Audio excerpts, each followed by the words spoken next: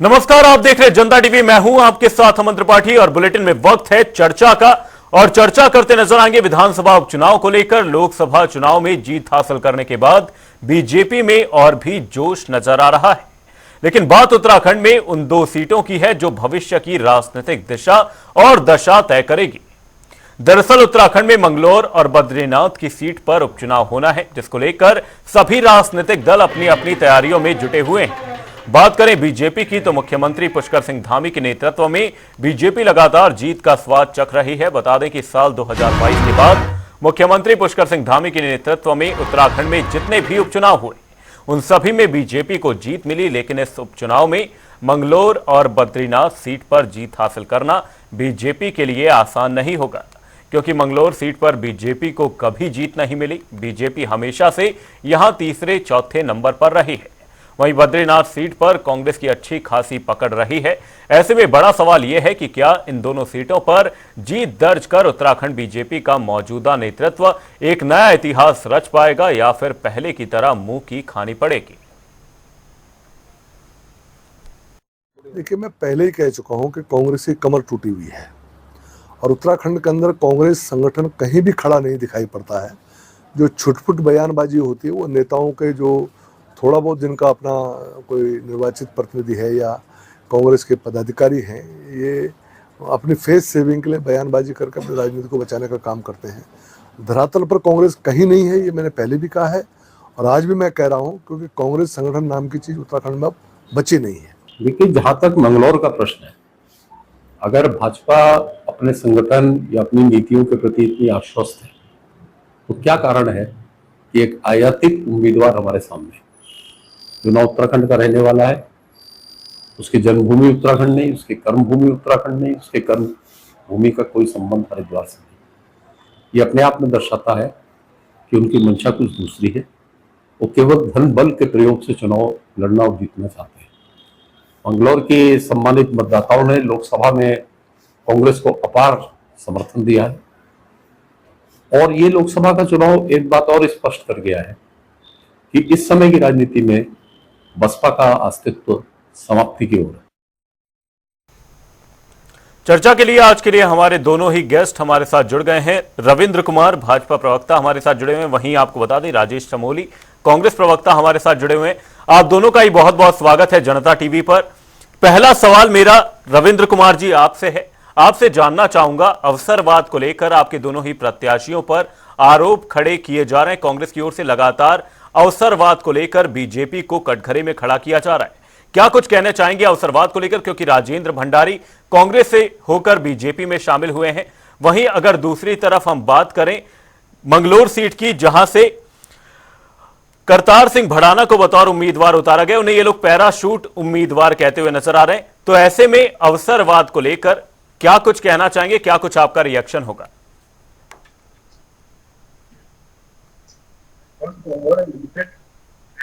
बड़े नहीं, और आजकल तो इनको हो गया पॉकेट में संविधान लेके घूमने का, और संविधान इन्होंने खाली लेके घूमते हैं, उसे पढ़ते नहीं है।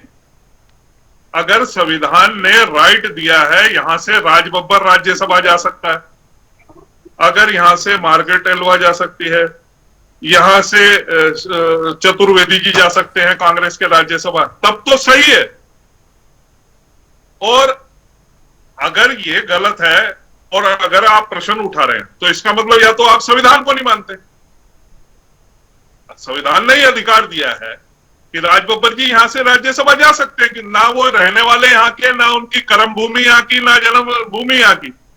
सत्यव्रत चतुर्वेदी जी यहां से राज्यसभा हो सकते हैं, ना उनकी कर्म भूमि यहाँ से, ना उनकी जन्म भूमि यहाँ से। तो ये संविधान ने अगर हमें अधिकार दिया है तो आप संविधान को मानने वाले हैं तो मानो, नहीं तो ये पॉकेट में डायरी की तरह लेके मत घूमो भाई। इसे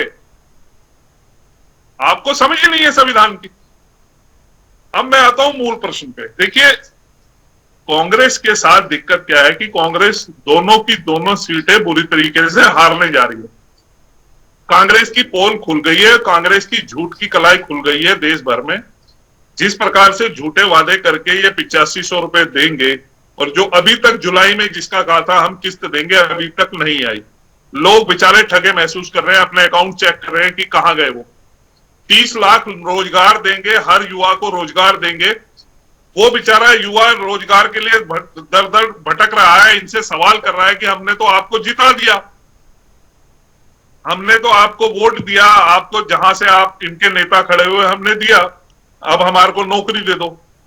चलो एक बार को आप यहां तो कह सकते हैं कि यहां नहीं जीते, आप कह सकते हो यहां, लेकिन जहां जीते हो तो वहां तो भैया 8500 रुपए दो। और राहुल गांधी जी को देने चाहिए रायबरेली में अपनी सीट से 30 लाख नौकरी देनी चाहिए। चलो यहां भी छोड़ दो, आप कह दोगे सरकार नहीं है, आप हिमाचल में क्यों नहीं दे रहे भाई? हिमाचल में सरकार भी आपकी है, संगठन भी आपका है, मुख्यमंत्री भी आपका, आप 30 लाख नौकरी दो एक महीने में, 8500 रुपए दो जुलाई में खटाखट। तो ये देखिए जिस प्रकार से झूठ की राजनीति और संविधान को जिस प्रकार से इन्होंने खाली पॉकेट में रखा हुआ है, पढ़ते नहीं है।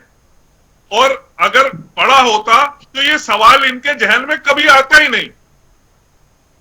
रविंद्र जी, आपका रिएक्शन चाहूंगा। यहां पर संविधान का हवाला देते हुए रविंद्र कुमार जी नजर आए, कहते हुए नजर आए कि संविधान रखने की जरूरत नहीं है, संविधान को पढ़ने की भी जरूरत है। यहां पर कहते हुए रविंद्र कुमार जी नजर आए हैं, आपका रिएक्शन चाहूंगा।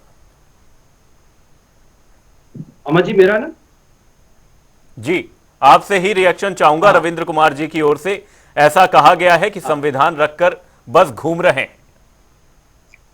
ऐसा है अमन जी, कम आपने तो धन्यवाद। राहुल गांधी जो भी संविधान पे आप चर्चा कर रहे हैं, संविधान की बात कर रहे हैं, ऐसा है संविधान, भारतीय जनता पार्टी के संविधान का कोई महत्व नहीं है। आप देखिए इन्होंने बात की, पहले तो समझने की आवश्यकता है कि किसी पार्टी का एक विजन डॉक्यूमेंट, एक जो मतलब चुनाव होते हैं, एक एजेंडा आता है पब्लिक के बीच में कि अगर हमारी सरकार बनेगी तो हम ये कार्य करेंगे। बीजेपी ने जो वादे किए वो आपके सामने है, आज जो पूरे नहीं उस पर ज्यादा चर्चा से भी करूंगा। लेकिन आप देखिए रविंद्र भाई बहुत बुद्धिजीवी आदमी है। राहुल गांधी जी ने ये कहा था कि केंद्र में अगर हमारी सरकार बनेगी कि हम 8500 रुपए पर मंथ अपनी बहनों के खाते में डालेंगे। लेकिन ये अभी भी इनको विश्वास, क्योंकि ये उसमें है, इनको अभी भी ये लग रहा है कि वाकई में बीजेपी मतलब सत्ता में कैसा है, ये भी जानते थे कि सत्ता में नहीं आ रही है। मुझे ये लग रहा है कि राहुल गांधी देश के प्रधानमंत्री है, राहुल लोगों के अकाउंट में 8500 रुपए आएंगे। भाई आप इतने बुद्धिजीवी होने के बाद आपके देश के प्रधानमंत्री जी ने ठीक के कहा था लोगों से कि हम सबके अकाउंट में 15 लाख रुपए डालेंगे। क्या आपकी सरकार आने के बाद आपके लोगों ने 15 लाख रुपए लोगों के अकाउंट में डाले?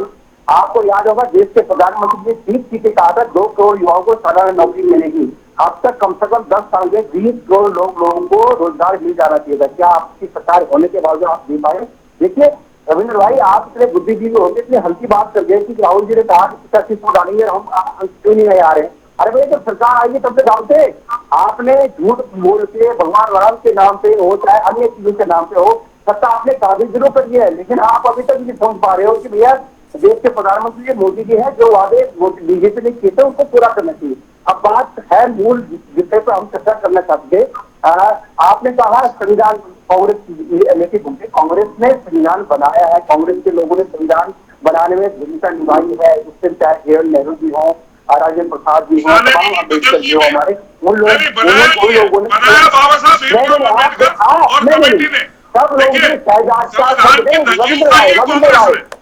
मुझे बोलने दीजिए, रविंद्र जी आपको वक्त दिया जाएगा, पहले राजेश जी को उनकी बात पूरी करने दीजिए। सुन लीजिए। देखिए सहभागिता की बात की मैंने की, जनक तो बाबा साहब अम्बेडकर की है, पूरा देश जानता है, लेकिन सहभागिता की मैंने बात की है कि कांग्रेस देश की आजादी से लेकर संविधान बनाने से लेकर हर जगह कांग्रेस ने प्रतिवाद किया है, मैंने ये बात की। दूसरी बात देखिए, मुझे तो तरस आता है, रविंद्र भाई हमारे बहुत सीनियर प्रवक्ता है, मैं चाहता था रविंद्र भाई को टिकट दिया जाता मंगलोर से, क्यों करतार सिंह भगवान को आप वहां से मतलब अन्य दलों से उठा के, बसपा हो चाहे आपका लोकदल हो, तमाम पार्टियां छोड़ने के बाद भाजपा की क्या ऐसी मजबूरी थी?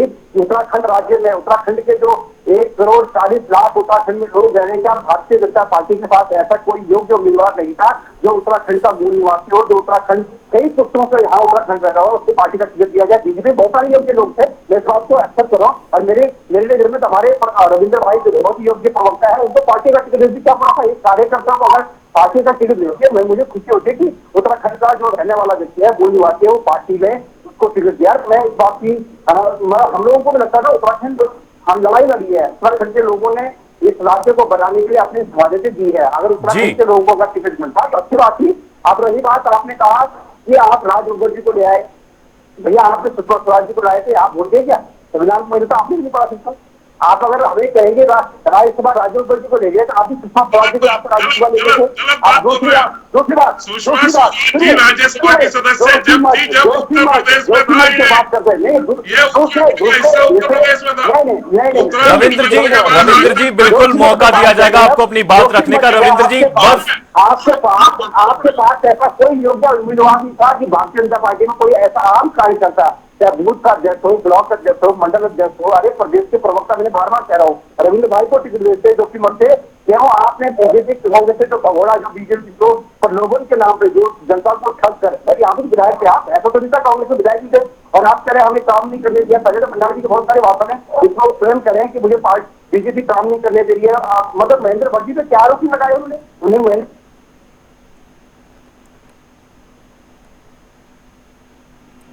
जी राजेश जी, आपकी आवाज हम तक नहीं पहुंच पा रही है। रुक करूंगा रविंद्र जी की ओर, रविंद्र जी की ओर रुक करूंगा। रविंद्र जी यहां पर आंकड़ों का हवाला देते हुए आपसे सवाल करना चाहूंगा। मंगलौर सीट की अगर मैं बात करूं, लोकसभा चुनावों का ही मैं आंकड़ा आपके सामने रख रहा हूं, तो वीरेंद्र सिंह रावत को मंगलौर सीट पर अगर मिले हुए वोटों की मैं बात करूं, जो कि कांग्रेस से प्रत्याशी थे, उन्हें 44,100 वोट मिले। वहीं त्रिवेंद्र सिंह रावत यहां पर मंगलौर में पिछड़ते हुए नजर आए और एक अच्छा खासा मार्जिन था जिससे पिछड़ते हुए त्रिवेंद्र सिंह रावत जी नजर आए हैं।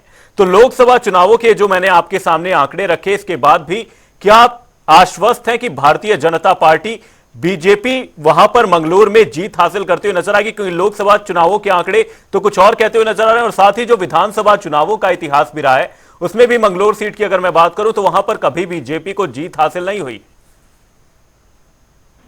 लोकसभा और विधानसभा के अलग अलग चुनावों की अलग अलग तरीका होता है जी। देखिए, लोकसभा के अंदर बहुत सारी चीजें थी, फिर भी हमने ऐसी विषम परिस्थितियों में जहां एक और पूरा झूठ का भ्रम फैलाया गया, और देवभूमि उत्तराखंड की जनता को मैं इसके बारे में नमन करूंगा कि इनकी खटाखट स्कीम को यहाँ की जनता समझ गई कि ये सिर्फ झूठे वादों के अलावा कुछ नहीं। लेकिन जिस प्रकार से इन्होंने झूठ और फरेब का जाल बुना पूरे देश भर में, तो अब वो सबके सामने आ रहा है। हमारे साथी चमोली जी ने कहा 15 लाख का वादा किया। अरे भाई, 15 लाख के लिए कहीं लाइनें नहीं लगी कार्यालयों में भाजपा के। आज जिस प्रकार से कांग्रेस के दफ्तरों में कार्ड लेके आप कह रहे ना कि सरकार आएगी, सरकार का कोई वादा नहीं था। कार्ड बनाया था आपने कि आप तुरंत 4 जून के बाद जुलाई में आपके पूछना चाहता हूँ, क्या आपने उत्तराखंड में देश के 2 करोड़ युवाओं को रोजगार दिया? आया ना चाहिए आपकी सरकार के राहुल गांधी ने कहा कि अरे राहुल गांधी ने कहा कि केंद्र में अगर कांग्रेस की सरकार आएगी तो राजेश जी रविंद्र जी को उनकी बात पूरी करने दीजिए, आपको भी पूरा मौका मिलेगा अपनी बात रखने का। मैं देखिए अमन भाई ये झूठ बोल रहे थे, वही बात कर रहे हैं कि जो मैं इसको संविधान को करेक्ट कर रहा हूँ कि संविधान को समझिए कि में जब भारतीय कांग्रेस की सरकार आती है निश्चित रूप से राहुल गांधी बिल्कुल संविधान की बात करेंगे, लेकिन यहाँ पर विधानसभा उपचुनाव को लेकर बात करनी जरूरी है। संविधान पर तो चर्चा पूरे देश में छिड़ी हुई है। बिल्कुल, मैं चाहता हूँ ये मुद्दे पे बात करें कि इन्होंने उत्तराखंड से बाहरी लोगों को या दल बदलों को छूट टिकट देने के बाद कि पार्टी कार्यकर्ताओं की कमी रहेगी थी क्या, या इस पार्टी में कोई बिल्कुल रविंद्र जी इस बात का जवाब दीजिए। रविंद्र जी इस बात का जवाब दीजिए।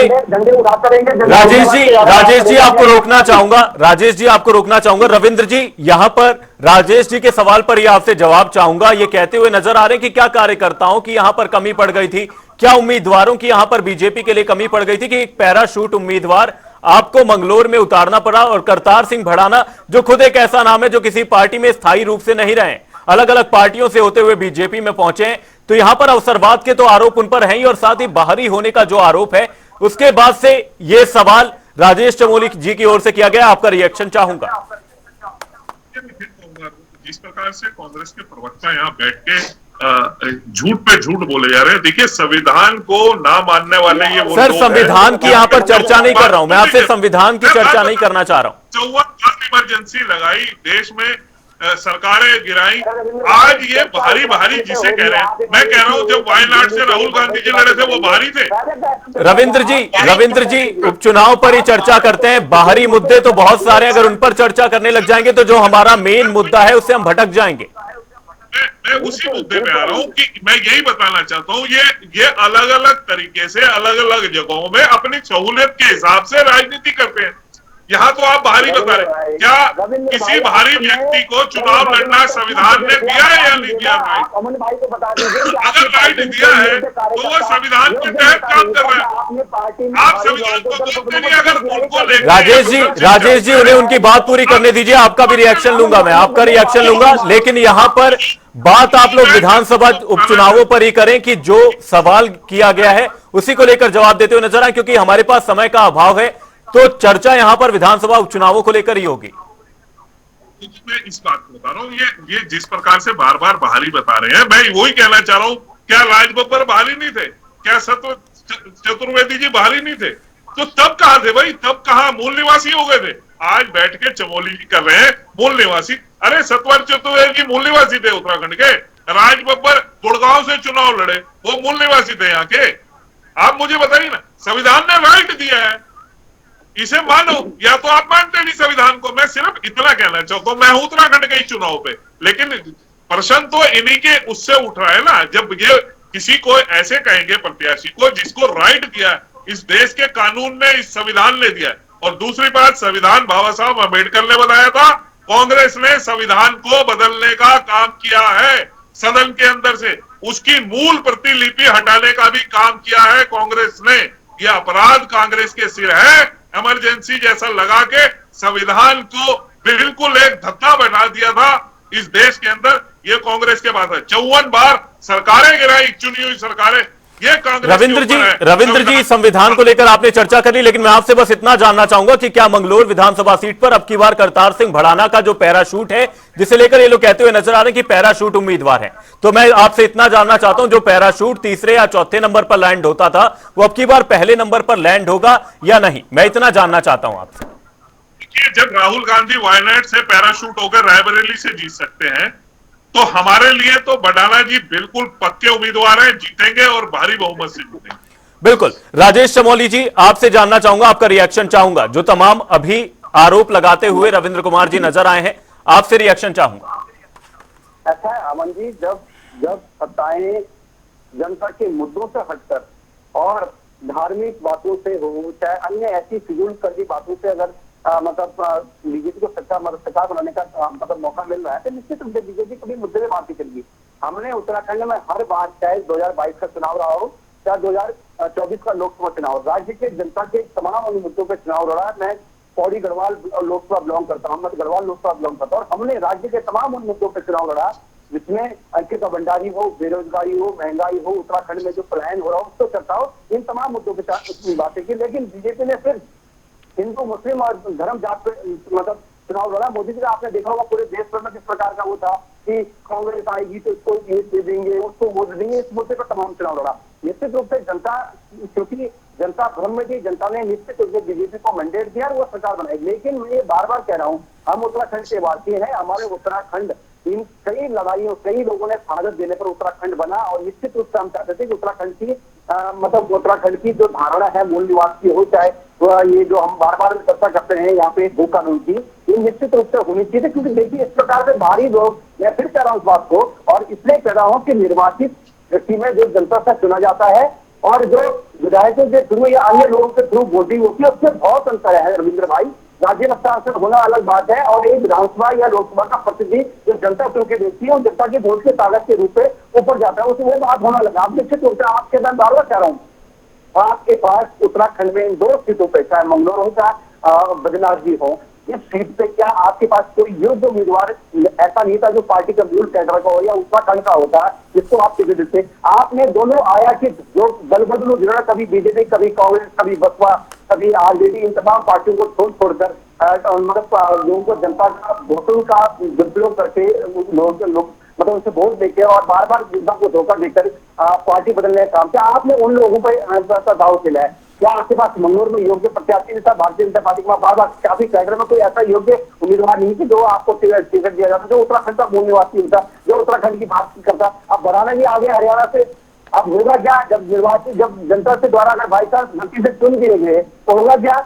निश्चित रूप से भारी लोगों का यहाँ कब्जा होगा। मैं बार-बार बिल्कुल राजेश जी, आपको रोकना चाहूंगा, फाइनल रिएक्शन लूंगा आप दोनों ही मेहमानों का क्योंकि समय हमारे पास कम है।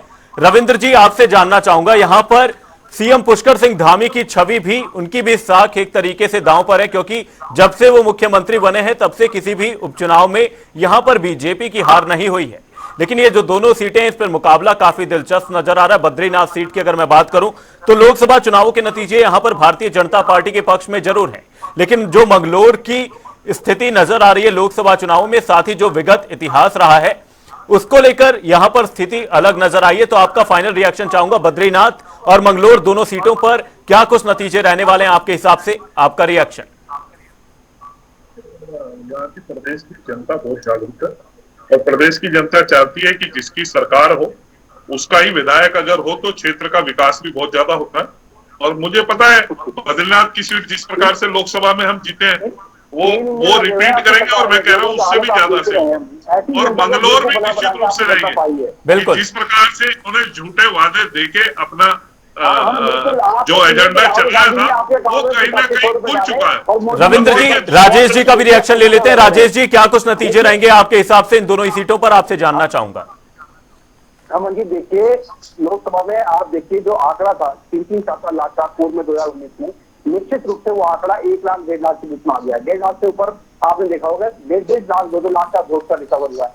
जनता जागरूक है, जनता समझ गई है कि दल बदलों को अच्छे सबक सिखाना है। और निश्चित रूप से जिस प्रकार अयोध्या की जागरूक जनता ने बीजेपी का वहां अयोध्या में भगवान राम के नाम पे जो झूठा इन्होंने मतलब प्रचार करके और झूठा वहां से 30,000 करोड़ डकार के वहां से जो भागे हैं, जनता इनको सबक इसी प्रकार भगवान नारायण की जो भूमि है यहाँ से सबक सिखाएगी। जिस प्रकार पर वो राम की मंगोल से जीत ही नहीं सकते। निश्चित रूप से भारी अगर प्रत्याशी बुलाएंगे तो निश्चित बीजेपी का सफाया। बिल्कुल राजेश जी, समय हमारे पास इतना ही था। बीजेपी और कांग्रेस में एक कांटे की टक्कर बताई जा रही है। अब चुनाव से इतिहास रच पाएंगे सीएम धामी, एक बड़ा सवाल है। बहुत बहुत धन्यवाद आप दोनों ही मेहमानों का तमाम जानकारी के लिए। विधानसभा उपचुनाव की जंग को लेकर यह कवरेज लगातार जारी है। फिलहाल के लिए इस चर्चा में सिर्फ इतना ही, कहीं जाएगा नहीं। जनता टीवी पर खबरों का सिलसिला रहेगा बरकरार। तब तक के लिए नमस्कार।